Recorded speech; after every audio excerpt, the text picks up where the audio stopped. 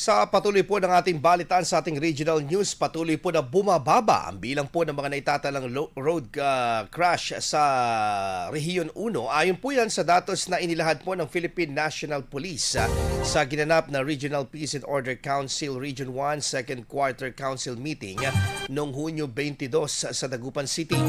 Ayon po kay LTO Region 1 and Regional Director Glorioso Daniel Martinez, malaking bahagi ng pagbaba ng road crash incidents ang patuloy na pagpapatupad ng libreng theoretical driving course o yung TDC ng Land Transportation Office or LTO Region 1. Sa ilalim po ng programa, nabibigyan po ng sapat na kaalaman ng mga aplikante ng driver's license hinggil po sa mga batas trapiko, wastong pagmamaneho, tamang asal sa kalsada at iba pang mahalagang alituntunin sa road safety.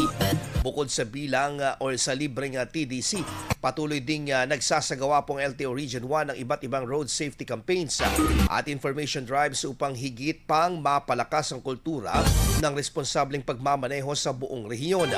Binigyang diin din ng mga opisyal na ang pagbaba ng bilang ng mga aksidente ay bunga pa rin ng pagtutulungan ng LTO, PNP, ang mga lokal na pamahalaan at iba pang katuwang na ahensya sa pagpapatupad ng mga programang pangkaligtasan sa lansangan. IFM News. IFM News. IFM News.